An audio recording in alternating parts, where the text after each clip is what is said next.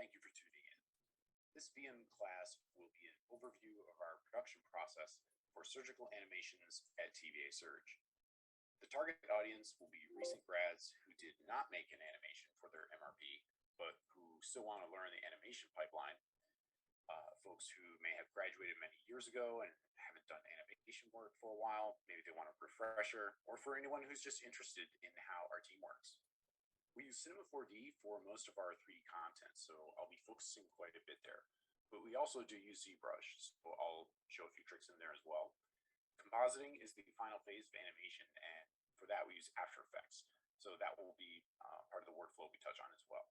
So I'm going to show you an overview of the entire animation pipeline from start to finish using a recent solo video I did for an in vivo lung perfusion case, and our recently released team video, the cricotracheal resection, will also be presented to walk you through some of the different considerations that must be made for team projects where there's a lot of file handoffs.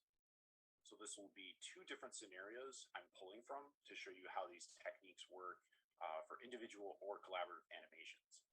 We'll have a pause halfway through for a brief Q&A and have a longer Q&A at the end. I have to mention I'm going to skip over the video editing portion of these cases for this talk since our focus is on the 3D animation, but just know that we often use the OR footage to form the basis of our case outlines and narrative scripts, because the order they do the steps in the OR might have deviated slightly from how they would describe it if they wrote the script ahead of time. So based on the rough cut of footage, we build our case outline, which is really helpful for dividing up our story into manageable chunks. And from these major story chapters, we can further divide it up into sequences, and each sequence will be divided up into shots.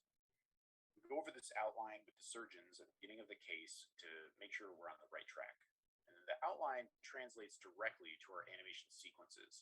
It's easy to get caught up in details and find yourself going down rabbit holes if you don't keep everyone focused on the end goal. And having a bird's eye view of the video with the outline helps us do that. Now here's the Notion page for this video project.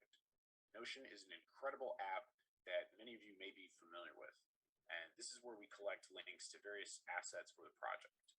You'll notice I have the outline and script linked here to Google Docs.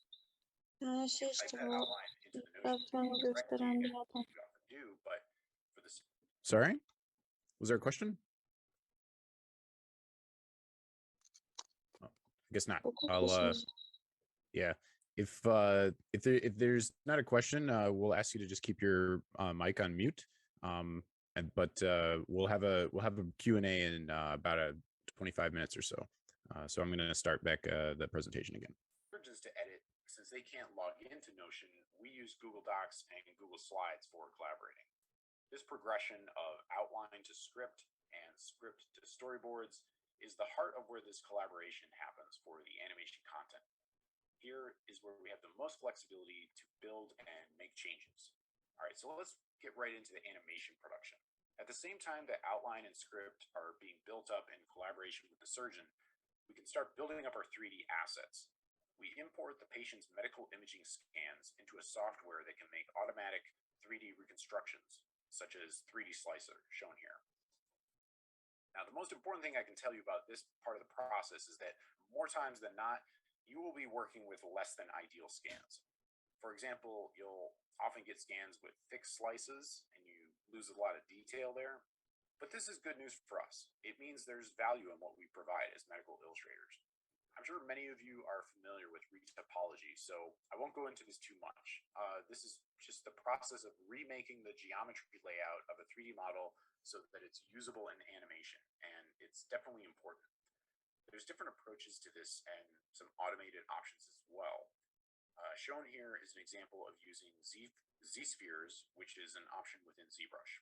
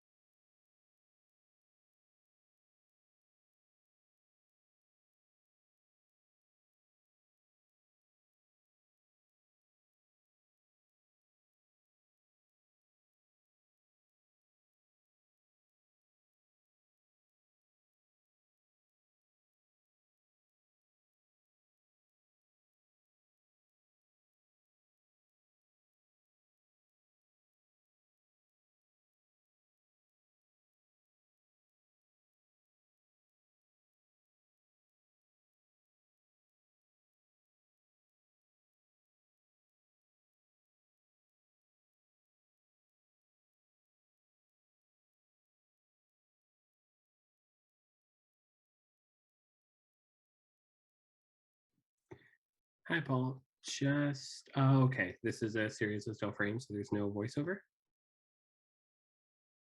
Oh, you're muted, sorry.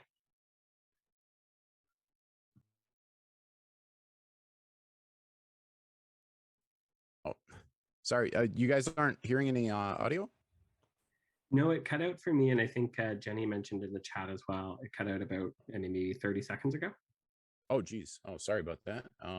Here, let's see if we can do this a different way. It was working for the first bit, so Oh, maybe okay. try sharing again and seeing if that does start to work. And I also do want, oh yeah, go. Okay, sorry. Yeah, we'll try it this way. Was it about here? Yeah, this looks about right. I think it was when you were showing just the still before this, when there's sort of that complex branching structure. Yeah. Okay. Well, and allow me to have a high number of models in a scene without working now. Okay, cool. So with the clean topology, we're also going to have a much easier.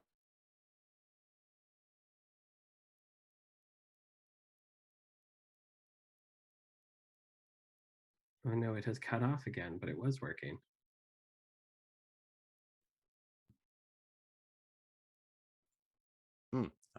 Yeah, sorry about that. Let's see, what can we try? That's odd.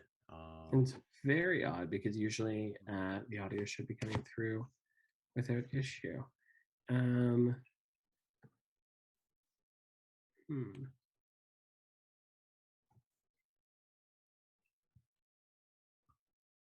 see.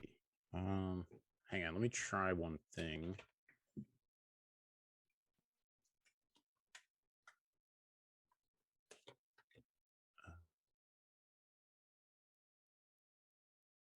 Let's try. Describe that process a bit more.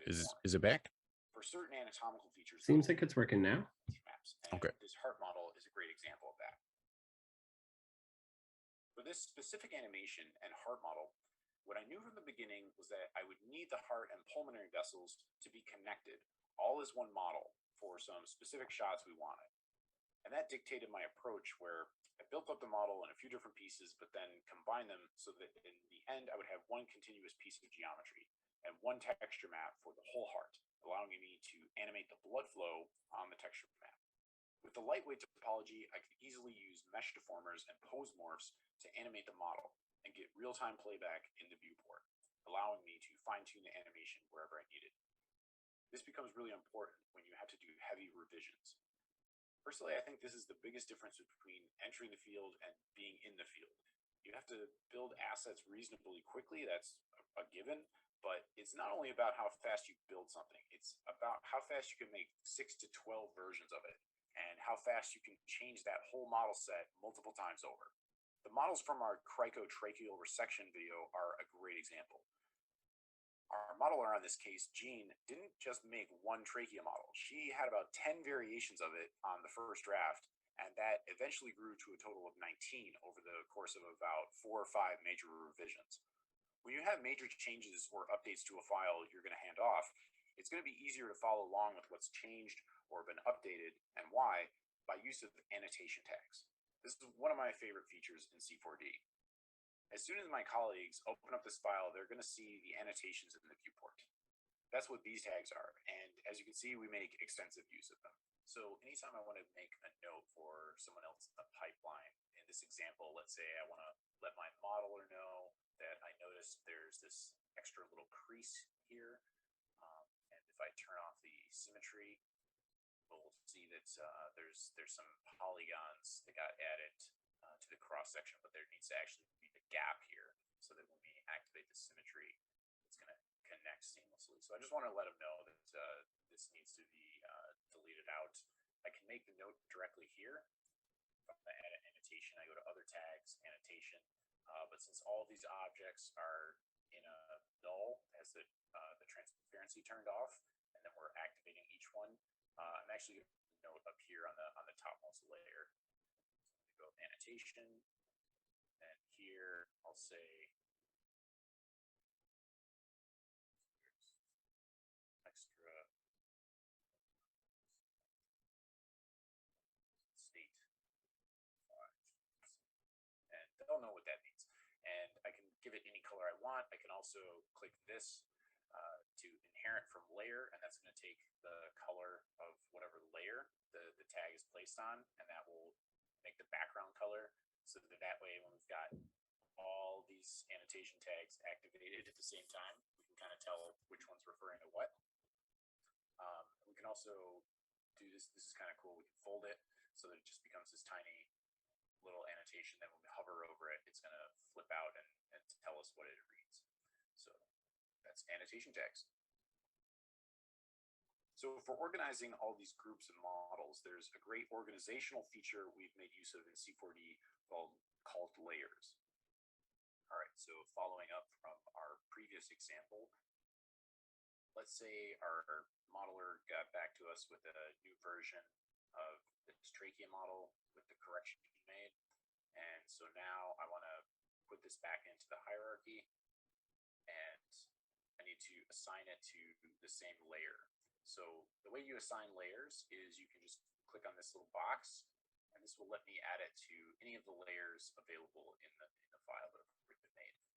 I can also click here and add to a new layer. That will add a new one down into my layers palette, and I can give it a color and a name. Now, one thing to just be aware of, let's say we have a whole bunch of objects here, and we want to add all of these to a layer.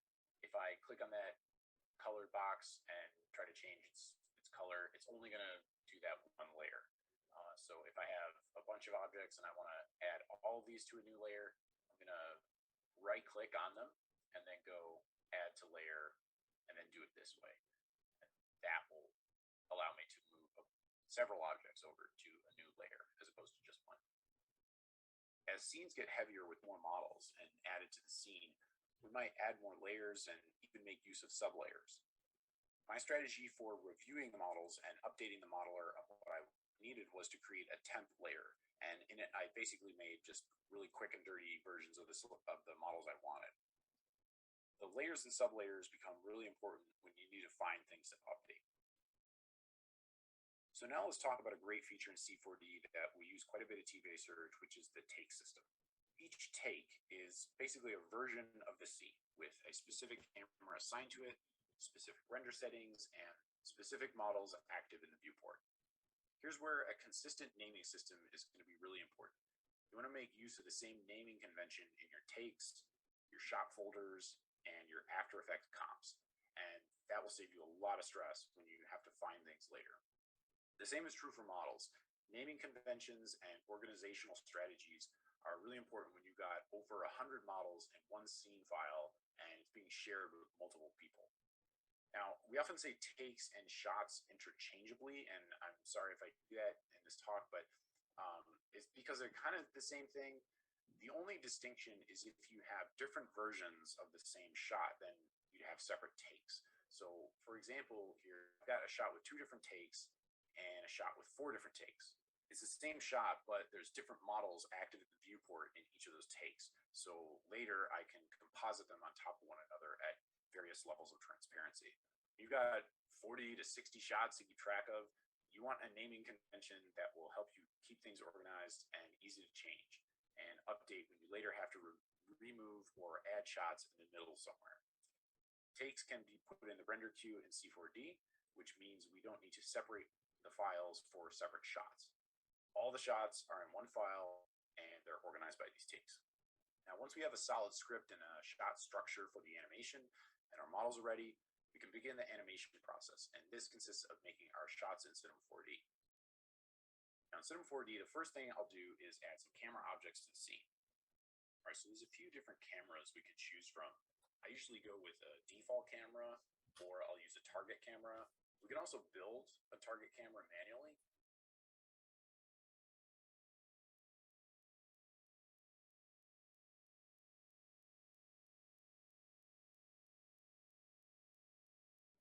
Hey, Paul, I think the audio cut out again. I think it might be when you mute yourself. Ah, I see. Because now it's coming back. This is really Gotcha. helpful for doing these smooth rotations around A objects. feature I did not know Zoom did. I'll actually make the camera a child of the target, and then I'll use rotation on the target I'll rotate it like this, and then I'll keyframe the rotation of the target object to get a nice smooth pan or a rotation around this object. If I did that with just the camera, this is something you're going to notice, like with 3D, you don't always get the results you want. Let's say I grab this camera and I start over here. I keyframe this position. Let's go forward 60 frames. Come to the front and keyframe it. And now when I do this animation, you notice how the lungs kind of come in and out, forward and backwards. They kind of come in and out. So it's got this forward and backward movement, which is kind of not that great. So instead, what I'm going to do, I'm going to delete these keyframes. I'm going to do this using the target. So the target, I'll have this be where I place the first keyframe. And then the second one, rotate this into position and keyframe it there. So now, when the camera rotates, you can see it's nice and smooth. So I usually arrange my shot compositions by looking at the camera. I'm paying attention to the negative space. I'm usually, for our videos, trying to leave a little bit of a gap at the bottom of the frame for the caption bar. But there's some really cool composition helpers in the camera object. If you go to attributes, you go to composition, you can turn on a grid, get these different shapes and forms to just kind of like help you know what you want to try to appeal to, how you want to set up your composition. And so after you've done these and you've set your keyframes, it's really just rinse and repeat for all the shots in your composition. Whenever I can, I try to use the same camera for several shots. Later, I'll just render them on with a specific frame range. Just depending on the story you want to tell, 3D storyboards might be the fastest. For a lot of our cases, we used rough drafts of the models, arranged our shots and render stills from the keyframes. With our cameras in place, we can screen capture a single still image of each keyframe needed to build our storyboard. We're skipping a 2D storyboard that would be made with sketches and going straight into the 3D scene file. And this way, all the work we do to build the storyboards will become saved time when we transition into animation. And if you want to save out all your storyboards into a collage like this, you can do this easily using Adobe Bridge. This is kind of cool.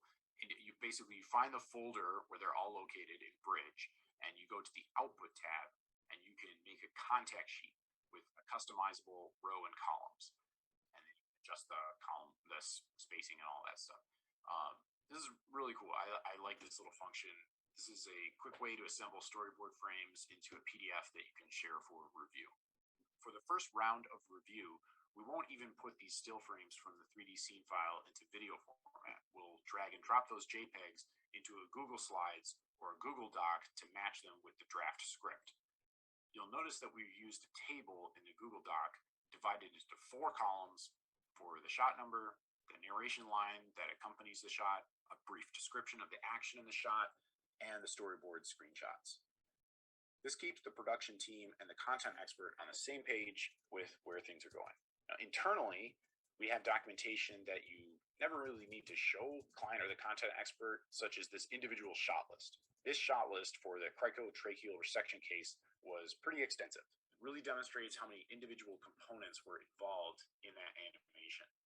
Many shots had subtakes, and that number actually doubled when we went to render because we had a version of every shot with and without the bones. Personally, I think documentation like this is mandatory for projects at this scale, at least if you want to hit a deadline. When we're getting ready to go into After Effects, we'll do the same thing for the first video draft. We take those screenshot JPEGs and use them to pace out the animation with the captions and some draft audio. We're going to touch on some basic compositing in After Effects now, and after that, we'll do a break to Q&A. So if you've got any burning questions, be sure to write those down, and we'll tackle them in just a sec. So the 3D pipeline compositing is usually covered after we've gone through our nice high-quality renders, but for this workflow, I'm actually going to show how we composite the animation quite early on so we can present a video file for review. The faster you can present your client or content expert a draft asset in the final delivery format, the the better able they're going to be to envision how these early stages are going to culminate into the final product. I'll show the basic approach to setting up After Effects to comp out our rendered still frames together for the groundwork of our animation. So first we need to organize our folder structure for the animation. In our project folder, we'll make a folder named renders to hold all our image sequences. And then within that, we'll nest our chapters, sequences, and shot folders. Right now, we only have one image per shot, but eventually we'll have sequences of images for each shot. And that's going to be a lot of files, so we want to keep them organized in folders. So we've got our 3D models ready, and we've taken our screenshots of those 3D models with our cameras. And so the 3D scene files are about halfway done, maybe. Now we're going to bring the still for images into After Effects with some scratch narration. This can be robotic audio with transcribing software or your own voice recorded with an iPhone. The point is that we have some audio to accompany our images and narration captions. This is going to be really critical for pacing out the length of shots and syncing the text elements, the captions and labels with the images on screen. All right, so here's a fresh After Effects comp, and I'm going to bring my storyboard images and my scratch narration in. So grab my images, drop them in the timeline, and because these are stills, they're going to fill the entire timeline. I'm going to grab my audio, and this is for the same sequence, sequence 1, and so this is going to fill whatever the duration of this audio is, but I left myself quite a bit of extra space because I know I'm going to be adding some pauses in between the line. So if I hit L on the keyboard twice, that's going to open up the waveform, and that's going to help me see where these breaks in the narration are. So right about here, and if I go all the way to the end, I actually start at the end and move back. You'll see why in a sec. So if I'm on PC, I'll do Control-Shift-D, and that's going to cut the audio. Any layer that you have in After Effects, if you do Control-Shift-D on a PC or Command-Shift-D on a Mac, that's going to split it. And so you'll probably see why I'm doing this at the end, because whenever I split this into a new layer, it condenses it, it closes it back, so I can't see that waveform anymore. So I start with the end, I move backwards, and then I chop this guy up. And so once I've got my last piece of audio, what I'm going to do, I'm going to grab the first one, Shift select the topmost layer, Control X, and then Control V, and then that's going to paste it back in there with the top layer starting on the top, and then it cascades downward. And this is just how I like to work in After Effects. And if I hold Shift on the keyboard while I'm moving the playhead, it's going to snap to wherever there's a dividing point between these layers. So I can click in this empty space here, I'll grab this guy, and I'm going to do Shift page down. That's going to jump ahead, and then I'm going to hit the left bracket, and that will align the start of this audio clip to where I had the playhead. I hit O to go to the end, Shift down to jump forward a frame, Shift down, Control and down arrow to grab the next layer, and now I'm going to, again, Shift page down to jump forward, and bracket to move the layer forward. And I'm going to just do this on the rest of my audio clips.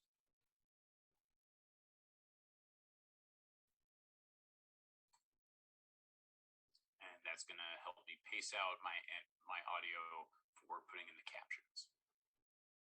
After this screenshot version of the intro is rendered out and reviewed with the footage portion of the case, we'll use that feedback on the next draft, where we'll start to get things moving with low-resolution screen capture movies. We can render those out straight from the animation software. Using the layers and the takes in C4D and the keyframes for our cameras, we've got our shots ready for the review comp. Because rendering out our shots with the scene lighting and materials will take a lot of time, first we make low-resolution screen captures called play blasts. The first set of play blasts I make will just be camera movements. So we're going to replace a bunch of those still frame comps in our After Effects files with movie files. To render out a play blast in C4D, we open the render settings in C4D and choose the viewport renderer from the dropdown. In previous versions, this was called the hardware renderer or hardware OpenGL. And in those output settings, we'll determine the output dimensions and the frame range. In the Save tab, we have to set our save path and file format, and also check on the alpha channel if we want transparent backgrounds, which we'll almost always do. We could render to file formats that support transparency, like PNG, PSD, or TIFF, but JPEGs are the smallest file size and the most versatile, so I usually just render those for storyboards. Once we have basic render settings for each of our playblast takes, we can add these to Cinema4D's render queue. This should render pretty fast with the playblast settings, but later when we add the high quality render settings for each of these shots, they can take a long time to render, so the render queue allows us to set this up to render out over a whole animation overnight or over the weekend. I can add all the takes to the render queue by opening the render queue window and go to File, Add Project with all takes. And then we've got our take set up for the cameras and the playblast render settings. And now we're going to export our playblast through the render queue, which when ready to render, just go Jobs, Start Rendering. From those takes we set up in the render queue, we export those to our folder structure we built, and then we import the folder structure into After Effects. All right, so now I want to update my After Effects comp with my play blasts. So from my folder structure, I'm going to grab my MP4s, and for each shot, I'm going to have two files. I'm going to have the regular shot, and I'm going to have that alpha paths, and each of those is going to have the letter A in front of the rest of the name. So I'll grab both of these guys, and I'll drop them into a new comp, and I'm just going to say OK. And so in the new composition, I'll put the alpha on the top. I'll set the blending mode, I'll set the track matte to Luma matte, and then I have this pre-made background, which is just a solid with some gray gradient, which is the TVASurg kind of look, and then I've got a pre-comp for that play blast. And so this is just a low resolution version of this shot, and you see there's actually quite a bit of action happening here. So you see within this shot, this is a continuous set of images that are actually covering several different motions. So the lung is being reflected laterally, and then it's being de-aired, so it's shriveling up, and then when it finishes shriveling up, then the camera is zooming in on the lung hilum. So I'm actually going to use this continuous sequence of images for several discrete shots. So in the parent comp, where I've got these images from the storyboards, these are going to let me know where those points of break are going to be. So I'm going to go to those spots where I want the break to be, and split it. And typically, I'll have that first frame held as a freeze frame, and then however long I need to hold it for. So maybe it's going to end here. I'll stretch that out, and then I'll bring in the animation, and then when I reach another point, this is going to animate for this long, and then I'll match these comps up to what I've got from the storyboards. One last thing I want to show here, this cool little trick, is you can actually put a little indicator at the top of each comp. What I've done here is the source text is actually just a very simple expression, and this is just telling it to give it the name. The text is going to display the name of this comp, and that's really helpful for when you're going through a whole bunch of these. You've got the name of the comp showing up in the top right corner, and so when you review this with the surgeon, like, they're not really going to even notice that or pay attention. But that's something for you as the reviewer to be able to know where that change or revision needs to take place, like what comp you open up. So it's just a bit of a time saver later. We've looked at the roadmap from C4D to the folder structure to After Effects. We've covered a lot of ground, and next up we'll get into actually animating the models and some rigging. I'm also going to touch on shaders, rendering, and special considerations for team projects. So questions in regards to what we've already covered, let's break for Q&A.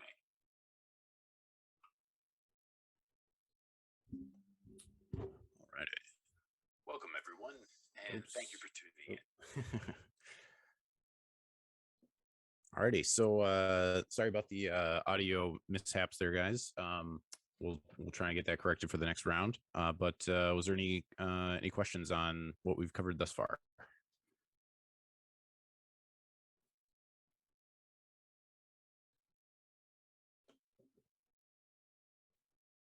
It's a lot of material, so. One question I had, Paul, and this is like a pretty general question because I'm unfamiliar with it, but I've like seen more and more people integrate it into their workflows. Is a little bit about Notion, and like when you started using it, and if it like did significantly impact your workflow in this regard as well, and sort of how that came about.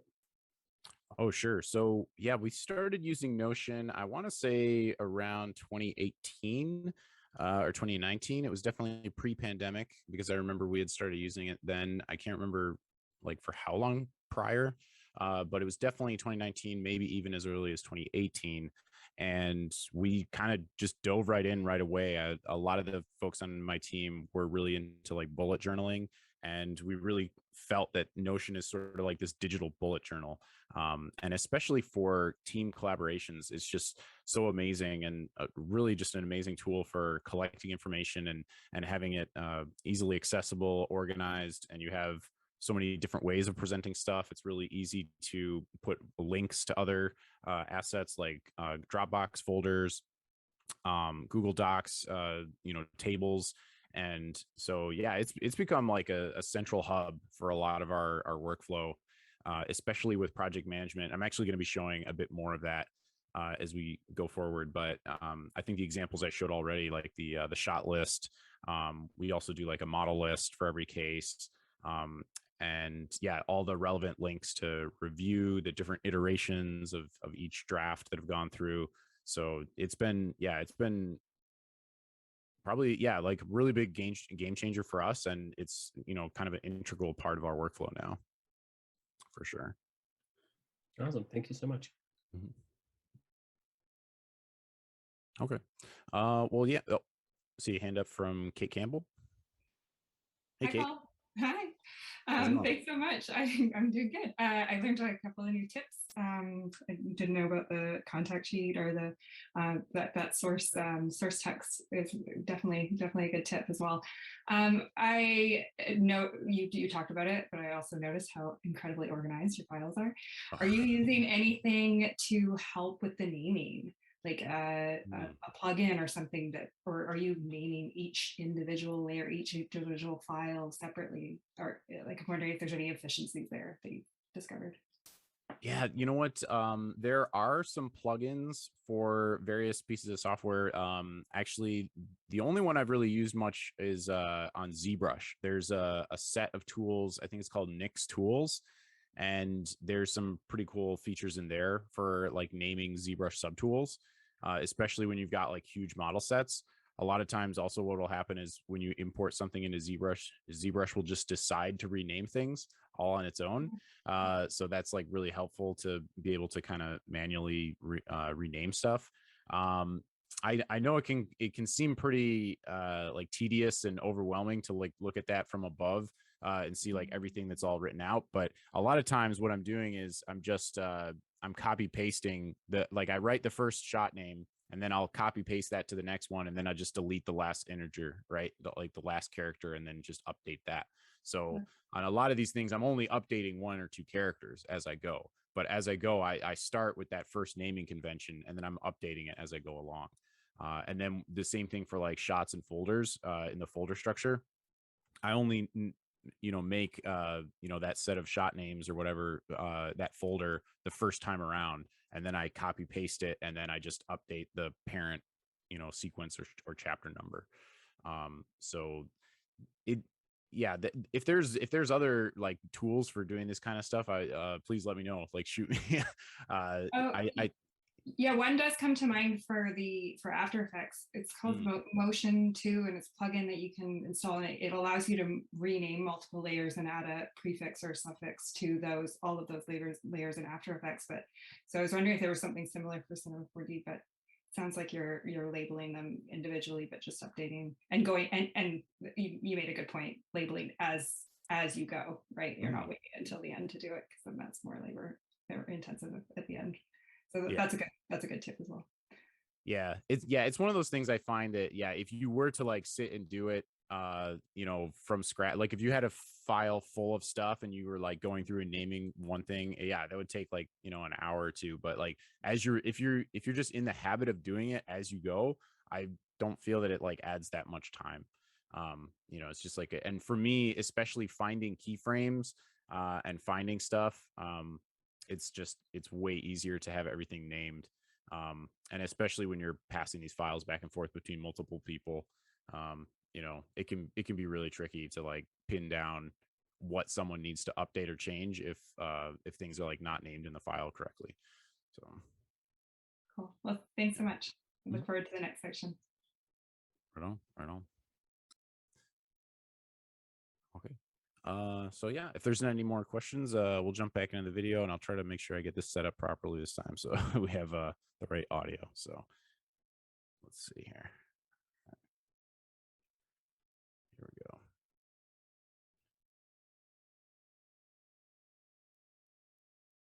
All right. So now we're ready to start animating our models, and I'm going to kick this off with a couple of the tricks I use a lot. A really handy animation trick I like is to just move the set pivot point. I do this all the time. You can change the gimbal's pivot location in C4D by hitting L, or you can click this icon on the left-hand column, and then you can reposition the gimbal and hit L to set its new location. This is super handy for making rotations of models around a set pivot point, which, for example, I used on this retractor to make sure that it didn't intersect with the patient's skin. You can use the same technique in ZBrush as well.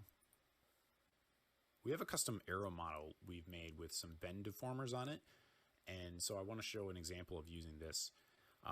We used it in our recent cricotracheal resection case to show how the cricoid is dissected circumferentially. This simple graphic element helps to explain what's going on in the surgery.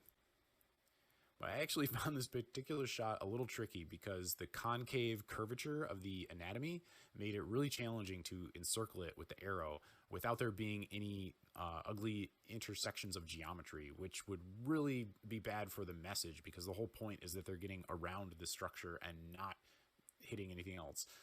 So I added a spline and had the arrow follow the path so that it would carefully go around the structure. One of the main techniques of animation is referred to as a Posemorph in C4D. In Maya and other software, they're referred to as blend shapes, and ZBrush refers to these as layers, not to be confused with the layers in C4D, which are quite different. So in this example, I made the reflected muscle Posemorphs in ZBrush using layers. And lately, I've been doing this more with the Move topological brush, because this will only move the specific geometry you click on. So once you have the geometry layer saved in the ZBrush layer palette, use the slider, and this will allow you to see those changes. And so once I'm ready, I'll export this to FBX. And Posemorphs are where many of the models actually show up. They aren't ever visible on their own, but they're used as Posemorph destination objects. So each of these Posemorph tags is referencing later stages. Now, when exporting ZBrush layers into C4D, I mentioned using FBX. So in ZBrush, this model has two different states to it, but it's saved as just one subtool. And by using that layer slider, I can change its state. I export this to C4D by using the Z plugin's FBX exporter.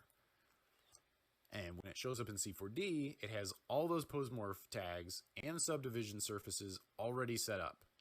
And it keeps all the states of the Postmorph accessible. Those were the layers in ZBrush. So this allows you to work safely, meaning if you accidentally move the timeline cursor, it's not going to reset your keyframe Postmorph. So now I want to touch on the Vertex Tags, which is a technique we use in C4D to blend between two materials on one model. So a vertex map will give us a vertex tag on the model in the viewport. And this data is like a mask that has two states, on and off. Now what's cool is we can import this information into ZBrush as polypaint.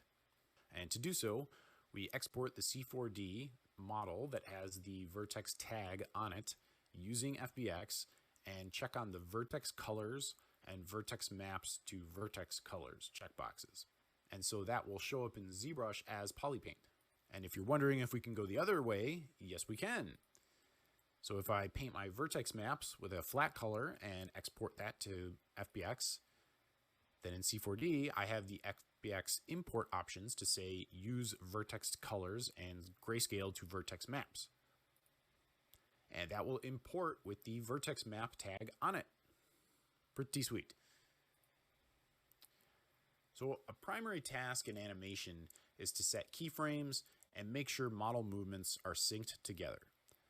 Building custom animation rigs helps to do this. One of the most powerful animation features in C4D is the Espresso node system. I build custom animation rigs using Espresso tags and user data to collect all the necessary animation controls I'll need across multiple models all in one place. So this is a null object with user data added to it. To add user data, click on an object in the outliner, and in its attributes, you'll see a top level menu item for user data. So just go add user data. This will open up a pop-up window where you can create custom controls. Initially, they won't do anything, but that's because we need to pipe some stuff into them so that they are connected to something to effect.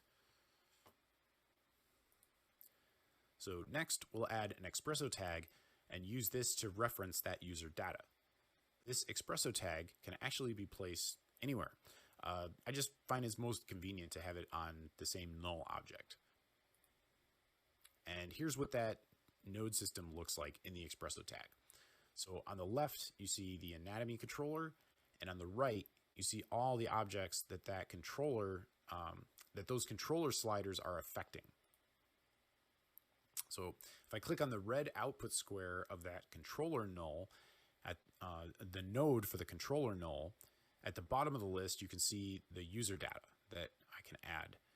When I connect that output to the blue input squares on the nodes for the geometry Posmorphs, I can have one slider control drive the behavior of several Posmorphs all at once.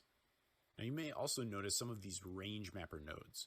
These are great because I can use these to reverse the effect of a slider on select elements. So a slider can drive one object to rotate clockwise, and with the range mapper, another object would rotate counterclockwise simultaneously. When you connect these nodes to the controller object, you'll see that their keyframe icon now has an arrow next to it, meaning it's affected by an Espresso connection elsewhere in the scene. I set up a special Espresso node rig just for the rongeur in this case because it had multiple parts. So using those range mapper nodes, I showed you, I got those pieces to move together. This way I can get all the separate pieces of geometry to animate together using just one slider control. Now I'll demonstrate the suture controller and animation workflow. So each of the sutures was based on a spline, and the splines were made visible by using the same sweep NURBS extrude object that I mentioned for modeling vessels. All the suture objects were placed in a parent null object named Sutures Controller. And on that null, I had the user data for the sliders and the Espresso tag with all the connections to the sliders. And this had a lot of sliders and connections, but it's actually pretty straightforward. I mean, I just wanted to access all of those sweep NURBS. They have a growth slider on them. and that will sort of like trace along the path.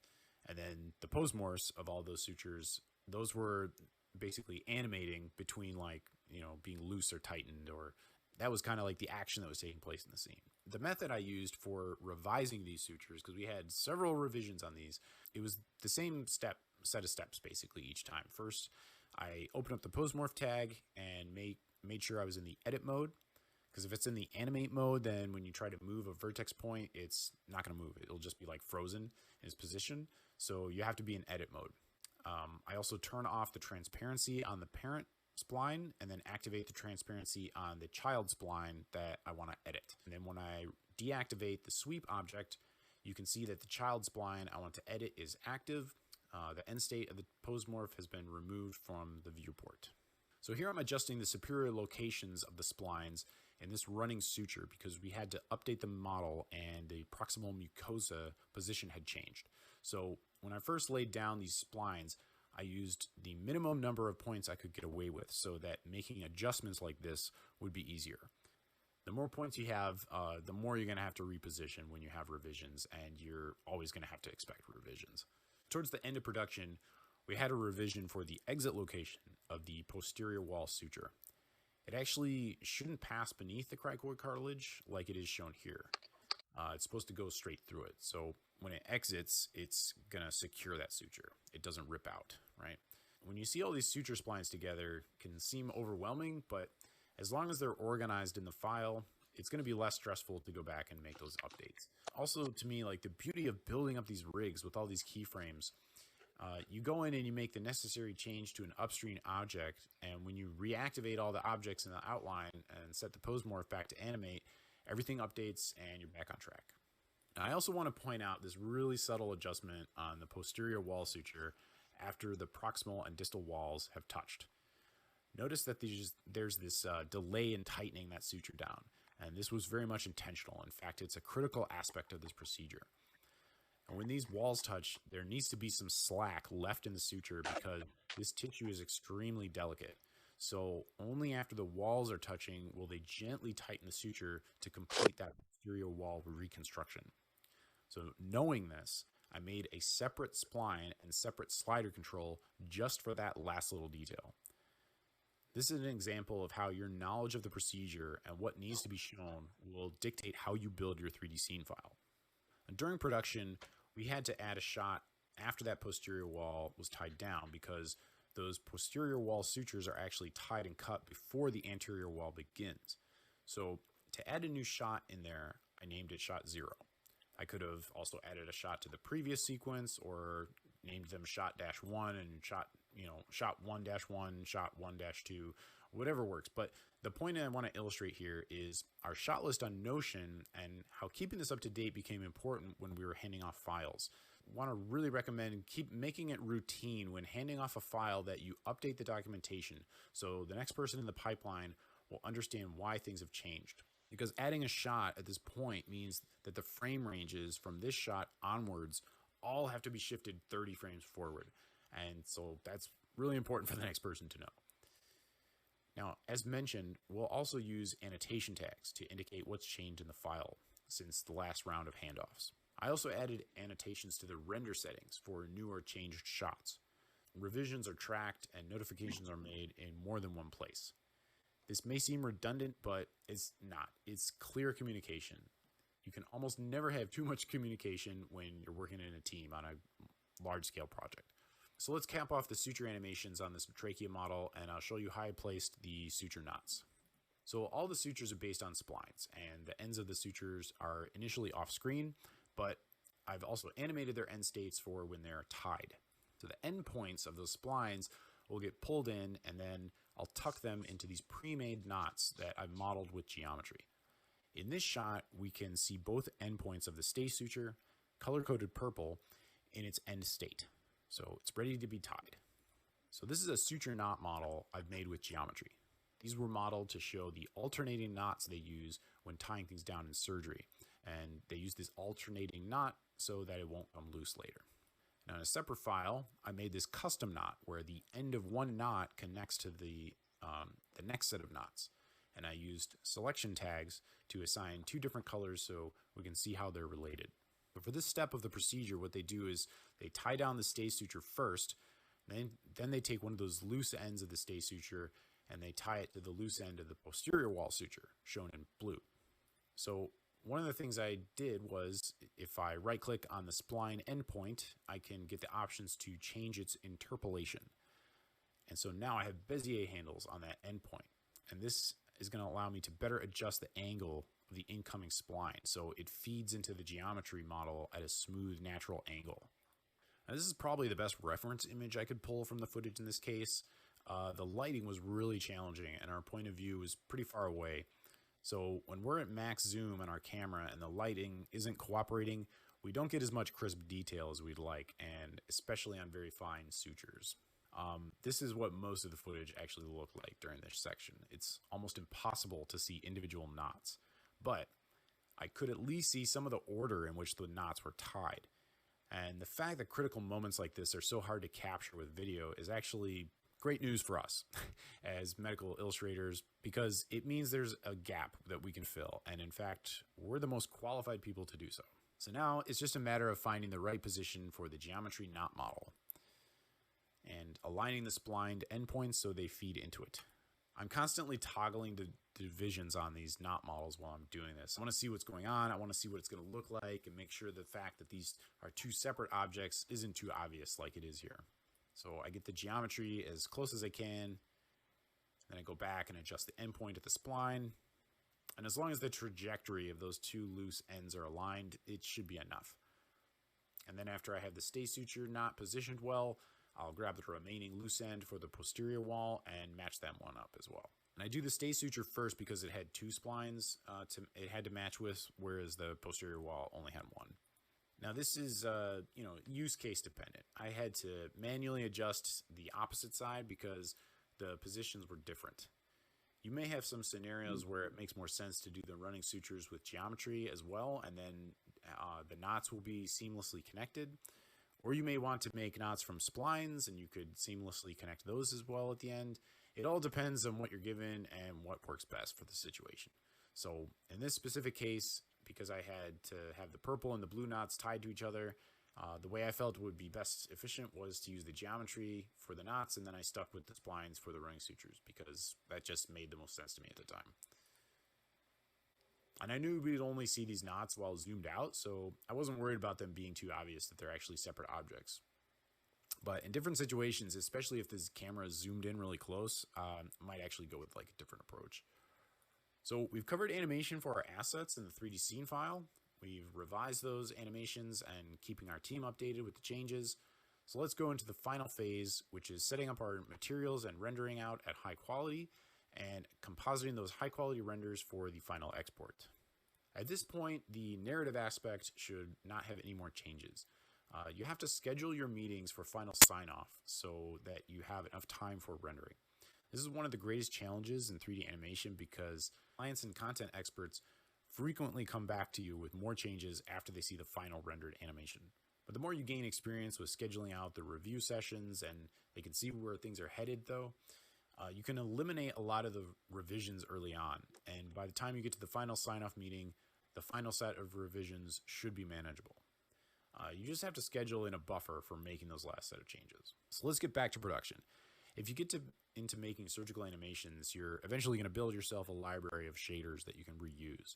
But even older shaders that worked well in the past videos will need to get updated on new cases where there may be a different lighting setup or different palette you want to match. So I'm going to show a basic approach for making procedural-based anatomical shaders. These will add surface texture and details that respond to the light objects in the scene and will give more visual interest to the models. In the color channel here, I have a fusion shader, which allows me to blend between two shaders. The two shaders I'm blending between are each a layer shader. And the layer shaders each have several noise layers that are working just like layers in a Photoshop document with opacity controls and blending modes. And Cinema 4D, they have a fantastic set of procedural noises to utilize. And I've been saying procedural a lot here. What I mean is it's referring to a seamlessly repeating pattern. And in C4D, we can apply these to models without having to worry too much about UVs, which is a fantastic time saver. So I almost use procedural noises in the color channel, the reflection channel, and the bump channel. Those are the main ingredients for building a shader that will be visually interesting but still economical in regards to render time. I want to call attention to the blend slider in the parent level fusion shader that controls that color. You'll notice that there's two layer shaders, one pink and one purple. And this is to animate the lung when it changes states. So during surgery, they remove the air from the lung, so I wanted to animate the shader to show this. I made a custom slider using the same Espresso system I showed earlier. In the Espresso tag, we can see how the lung D-air sliders affect the bump strength and the fusion blend for the lung shaders. I'm demonstrating this on the right lung so we can focus on just the color change.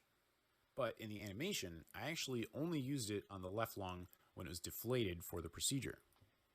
So using that Espresso rig, I could animate the shader change with the same slider that controlled the Posemorph to shrivel up the lung. Lastly, I just want to share sort of a project management anecdote about this case and this shot specifically. I kept the lung reflecting laterally and the lung shriveling up as two distinct Posemorph states. I thought about just doing that all as one, and I said, no, let me separate those out because you never know. And sure enough, this was a lifesaver when the surgeon came to me at the last minute with a change to the animation and wanted to hold this frame of the lung just being reflected out to the side before it de-aired and shriveled up. So by working non-destructively and saving two separate Posemorph states, I saved myself from having to pull an all-nighter to make that revision. Now earlier I showed you the render settings that we made with our play blasts. Now it's time to utilize the high-quality render settings. The dimensions, save paths, and frame ranges should all be the same as what we used for our final set of play blasts. When you open up the render settings window in C4D, you'll go down to the drop-down menu in the upper right and choose your render engine. So each of these has a different list of options, but there's some overlap in the concepts.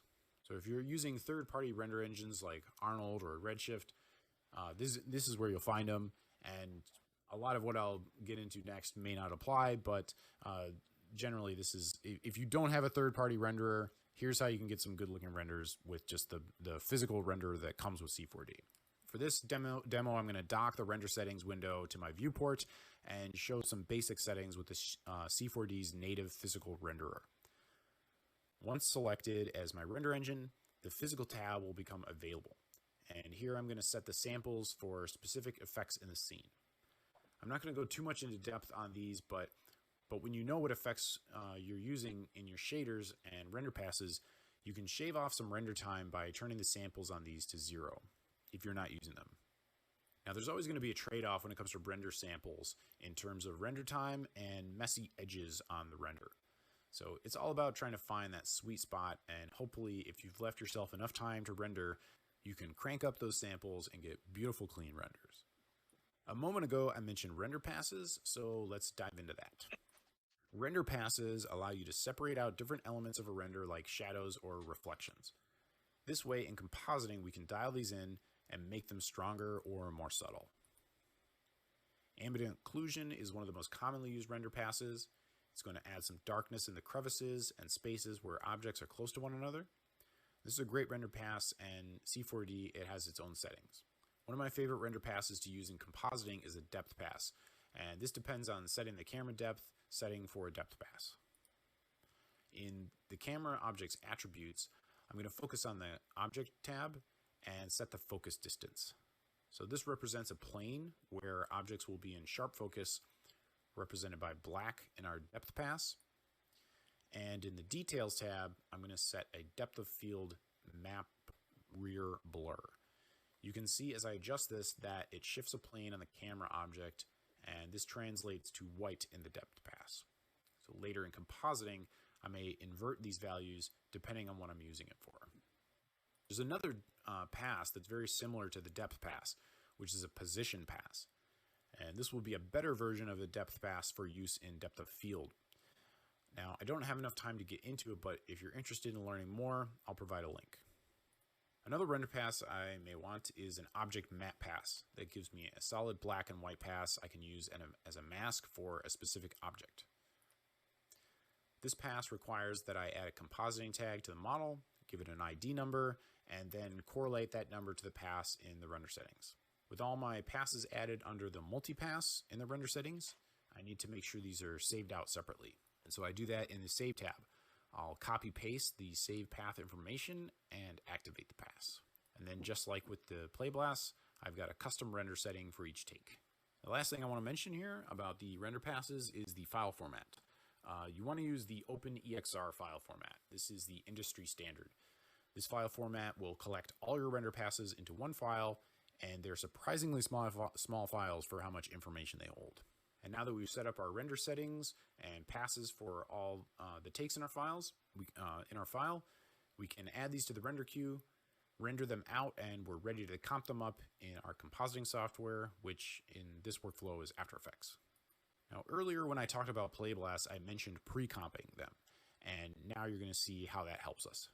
So when I have my rendered image sequences, I'm going to import those directly into After Effects into the folder hierarchy. Inside the comp for each shot, I can drag in these image sequences above the Play Blast and its alpha. I recommend keeping these here and just turning off the visibility in case you discover there's a glitch in the renders. This way you can keep the shot, but it'll just be at the Play Blast quality for that particular draft. Now, once imported into the comp, I'm going to duplicate this layer and add the Extractor Effect to this layer. This gives me access to each of the render passes. So I select which pass I want from the dropdown and name it the same and name the layer for that pass. Each of these will need to have its blending mode adjusted for the type of pass it is. So for dark passes like shadow and ambient occlusion, I'll use multiply. And for light passes like specular and reflections, I'll use add. So once we've updated all our shot comps with the render passes, we're ready to go. The timing and arrangement of shots will have already been established at this point, as with the labels, captions, and narration. So the last step is to render out our final video out of After Effects.